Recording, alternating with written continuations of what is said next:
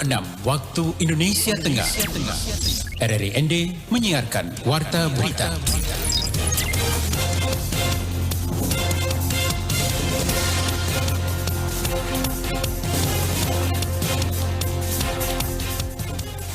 Saudara, selamat pagi. Anda mendengarkan Warta Berita Daerah. Sari berita penting. Gubernur NTT meminta petani Nagekeo untuk menciptakan, mencintai, dan gunakan produk lokal. Ratusan pelaku kuliner mengikuti seleksi food court Kampung Ujung Labuan Bajo, Kabupaten Manggarai Barat. Inilah berita selengkapnya bersama saya, Antonia Nona.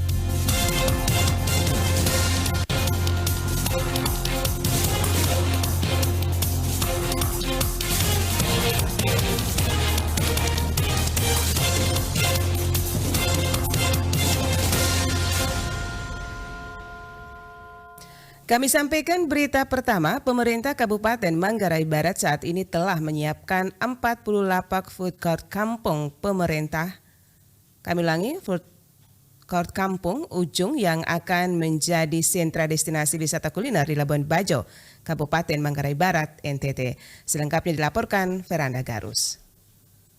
Demikian yang disampaikan Kepala Dinas Tenaga Kerja, Transmigrasi, Koperasi dan Usaha Kecil Menengah, Naker, Transkop, dan UMKM Kabupaten Manggarai Barat, Teresia P. Asmon kepada RRI dan Lantas ND pagi Selasa kemarin. Dia mengatakan akan dibukanya kembali sentra kuliner Kampung Ujung Labuan Bajo mendapatkan respon yang tinggi baik dari pelaku UMKM kuliner yang ada di NTT maupun di luar wilayah NTT. Dari total 300 lebih pendaftaran, pihaknya akan memprioritaskan UMKM yang berada di Manggarai Barat. Setelah para peserta berhasil masuk dalam seleksi administrasi, maka akan ada 2 seleksi kembali. Pemerintah daerah setempat juga akan terus melakukan pendampingan bagi UMKM yang lolos hingga ke tahap akhir. Food court itu kan dulu pusat makan, tapi yang sudah dianons kembali oleh Kementerian PUPR dan baru saja selesai dan sudah ada serah pengelolaannya ke pemerintah daerah. Jadi kita harus optimalkan kembali. Pernah ada, sudah dari dulu ada, tapi baru tahun kemarin itu direnovasi, diperluas oleh Kementerian PUPR untuk mendukung destinasi super premium.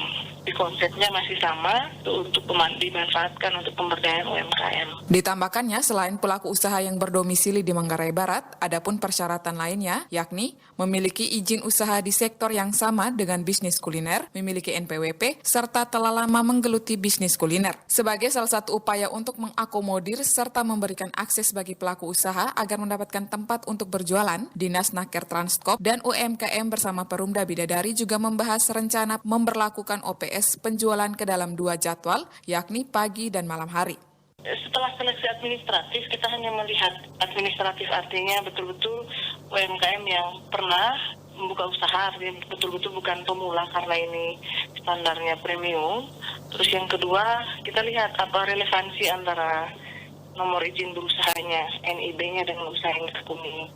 Setelah seleksi administratif, karena nanti pengelolaannya diserahkan ke BUMD, itu Perumda Bidadari, nanti akan dikurasi oleh tim yang disiapkan oleh tim Bidadari sebagai pengelola nantinya. Skema lain yang turut dibahas adalah akses penjualan khusus bagi para pelaku usaha pemula yang gagal mendapatkan akses utama di food court Kampung Ujung Labuan Bajo. Dirinya berharap agar dengan adanya lapak ini dapat membantu para pelaku UMKM di Manggarai Barat. RRI ND Veranda Garus melaporkan. Migrasi ilegal rentan human trafficking, salah satu prasyarat migrasi aman adalah pemerintah provinsi dan kabupaten kota wajib membangun Balai Latihan Kerja Pekerja Migran Indonesia BLKPMI sehingga bisa memberikan keterampilan para calon tenaga kerja sebelum dikirim ke negara yang membutuhkan. Laporan Rosa Dalima. Balai Latihan Kerja Pekerja Migran Indonesia BLKPMI tersebut nantinya akan bekerja sama dengan lembaga non-pemerintah seperti lembaga keagamaan atau perusahaan swasta dan sistem prosedural melalui layanan terpadu satu atap pekerja migran Indonesia LTSA. Hal ini disampaikan Ketua Dewan Pembina Padma Indonesia terkait banyaknya pekerja migran Indonesia PMI yang menjadi korban human trafficking karena berangkat secara ilegal dengan minim keterampilan maupun pengetahuan. Dikatakan Gabriel Goal, maraknya migrasi ilegal tersebut menjadikan mereka rentan human trafficking. Oleh karena itu menjadi pekerjaan rumah bersama bagi negara, masyarakat, akademisi, organisasi kemanusiaan, dan pers di Indonesia, khususnya di NTT. Pemerintah menurut Gabriel Goal bisa berkolaborasi dengan lembaga agama yang ada dalam mempersiapkan SDM pekerja. Kalau kita menunggu pemerintahnya lamban, mengapa antar lembaga agama ini bisa tidak saling kolaborasi biar cepat? Salah satu contohnya adalah ada pelatihan DLK komunitas suster-suster SSPS di Lembata, suster-suster CIE di ND, terus ada juga di Kupang dan di Sumba. Mengapa kita tidak kolaborasi dan kita mendorong pemerintah, baik pusat, provinsi maupun kabupaten kota, untuk jangan bikin bangunan baru lagi. Support saja bekerjasama dengan lembaga agama dan juga swasta yang bekerja serius untuk mempersiapkan SDM kita, baik dalam negeri maupun luar negeri. Hal senada juga disampaikan Proyek Asisten 3 IOM Indonesia, Ayu Hana Zaima. Menurutnya selain calon tenaga kerja diberikan keterampilan, para perekrut pun harus mengambil bagian dalam persiapan sebelum disalurkan. Memang betul dibutuhkan adanya persiapan sebelum orang itu bisa bekerja, tapi sebagai penawar atau pemberi kerja pun kita harus memperhatikan kualifikasi dalam menawarkan pekerjaan. Jadi tidak asal menyalurkan, kemudian nanti ketika dia disiksa, korbannya yang disalahkan, ya kamu sih nggak bisa kerja, no it's never okay. Karena dikatakan Ayu Zaima, apapun alasan yang disampaikan para pelaku kekerasan terhadap PMI tidak dibenarkan, karena mereka kapanpun bisa memutuskan kontrak kerja terhadap korban tanpa harus menggunakan kekerasan. Untuk diketahui, dalam upaya melindungi calon pekerja migran Indonesia, pemerintah sendiri telah mengaturnya dalam Undang-Undang Nomor 18 Tahun 2017 tentang Perlindungan Pekerja Migran Indonesia. RRI ND Rosada 5 melaporkan. Anda sedang mendengarkan Warta Berita Produksi RRI ND. Gubernur NTT Victor Bung Tilu Laiskodat meminta petani Nagekeo untuk menciptakan, mencintai dan menggunakan produk lokal yang ada di wilayah sendiri. Selengkapnya Ferry Soo melaporkan. Yang kami mau minta di sini ada satu lagi, penggilingan yang menghasilkan beras premium, beras super. Dalam kunjungan kerjanya Kunker ke Kabupaten Nagekeo Senin 11 April 2022, Gubernur NTT Victor Bung Tilu Laiskodat memberi motivasi kepada petani agar menggunakan produk lokal. Di hadapan ratusan petani kelompok Tani Kubota di Desa Marapokot, Pintu Boba, Kecamatan Aesesa, Gubernur berharap masyarakat Nagekeo harus mampu mencintai dan menciptakan produk lokal yang ada di wilayah sendiri, apalagi Provinsi NTT memiliki segudang kekayaan yang dapat diolah dan dimanfaatkan secara baik, lebih khususnya masyarakat yang berada di wilayah Flores.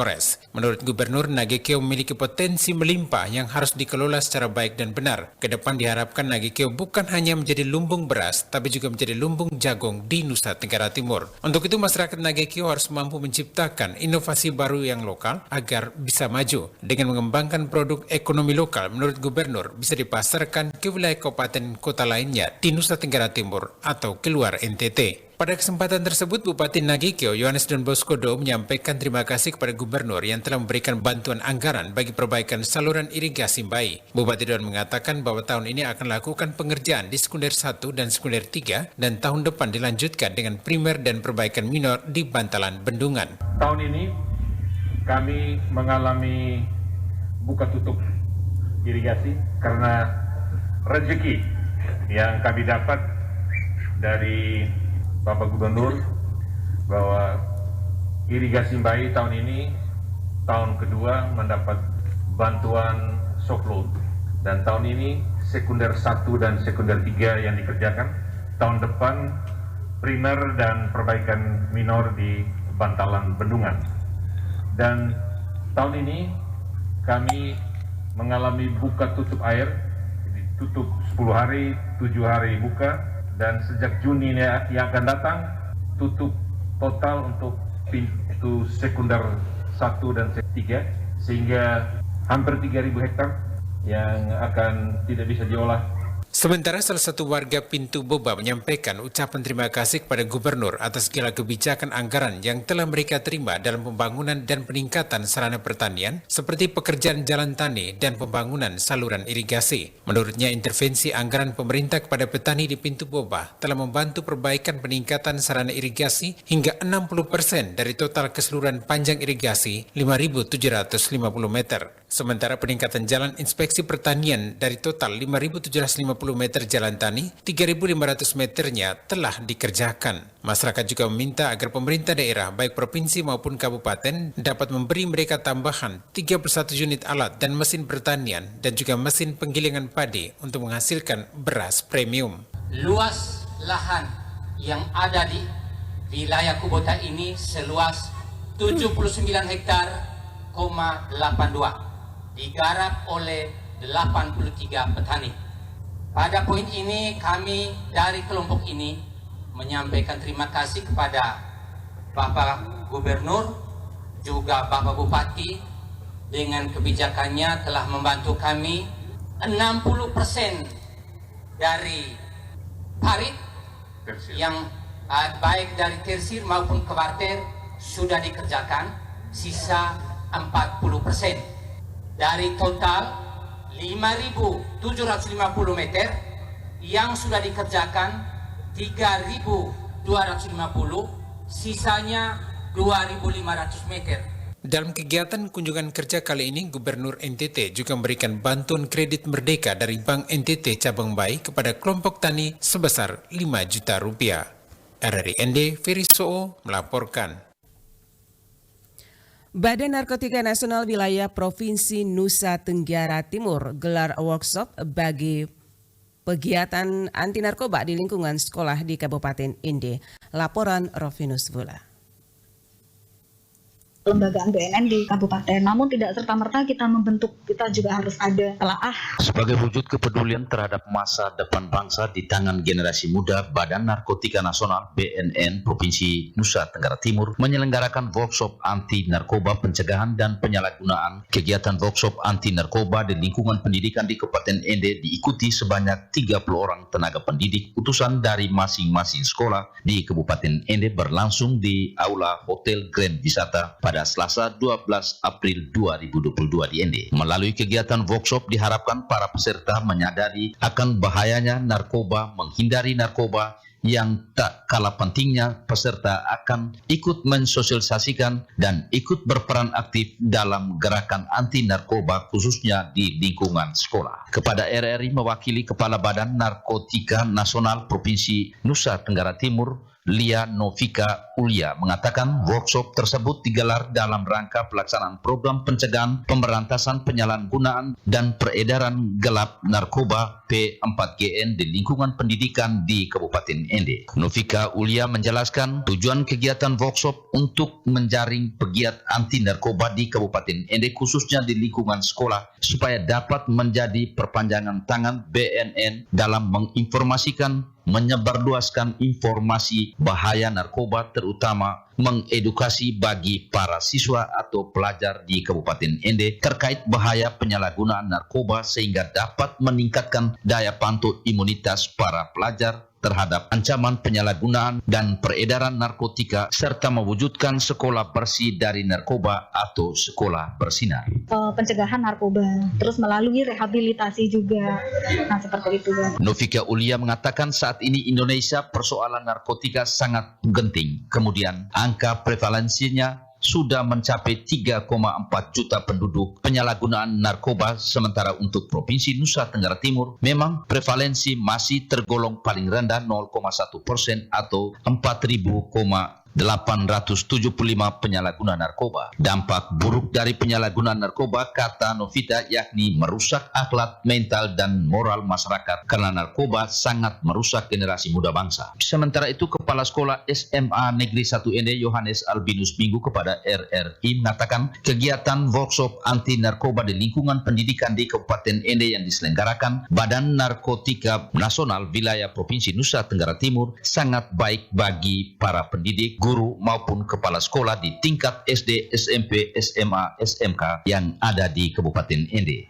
Albinus menjelaskan tentunya kegiatan workshop tidak hanya sekadar sosialisasi tetapi ketika kembali ke sekolah masing-masing dan menerapkan melalui kegiatan atau rencana aksi yang sudah dilakukan dalam kegiatan workshop, tentunya imbasnya sangat luar biasa ke depan bagi siswa-siswi di sekolah sebagai generasi muda bangsa sehingga mereka bisa mengetahui seluk-beluk berkaitan dengan narkoba. Di saat tahun pelajaran baru tentunya kita akan melakukan yang namanya sekarang istilahnya sebagai masa pengenalan lingkungan sekolah. Albinus menambahkan dengan kegiatan workshop yang dilaksanakan tentunya pihak sekolah dapat merencanakan kegiatan aksi yang sudah dilaksanakan dalam kegiatan workshop. Bisa diterapkan di sekolah masing-masing seperti melaksanakan kegiatan workshop yang dapat diterapkan seperti pemasangan spanduk yang berdampak langsung bagi para siswa di sekolah. Lanjut Albinus, di SMA Negeri 1 Ende kegiatan aksi akan dilakukan pada awal tahun pelajaran ketika masa pengenalan lingkungan sekolah dan sosialisasi anti narkoba menjadi bagian penting yang luar biasa bagi siswa-siswi di sekolah. RRI Ende Finus Pula melaporkan.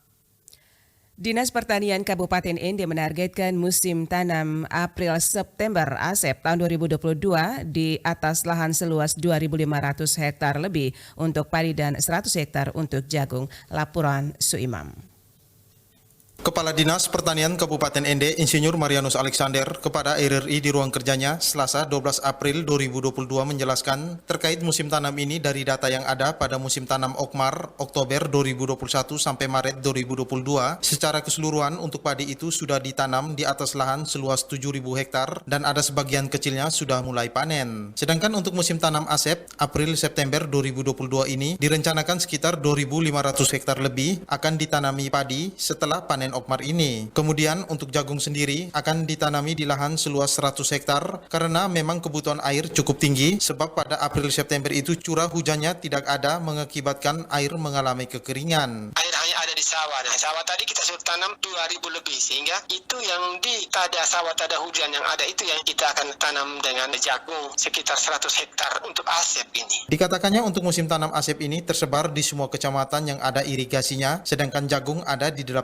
kecamatan. Di kecamatan yang ada lahan irigasinya. Jadi itu untuk padinya, sedangkan untuk jagungnya itu juga pada sekitar di 18 kecamatan yang ada. Dia melanjutkan harapan pihaknya bahwa yang ditanam ini tentu bisa dilaksanakan dengan baik oleh kelompok-kelompok tani yang menjadi sasaran di bawah bimbingan daripada petugas penyuluh teknis di lapangan, sehingga yang diharapkan proses ini bisa berjalan dengan baik, yaitu tanamnya tepat waktu, menggunakan benih unggul, kemudian hasilnya maksimal, sehingga bisa memenuhi kebutuhan dari para petani dan masyarakat Kabupaten Ende pada umumnya. Saudara, sekian Warta Berita Daerah. Saya Antonia Nona mengucapkan terima kasih. Selamat pagi.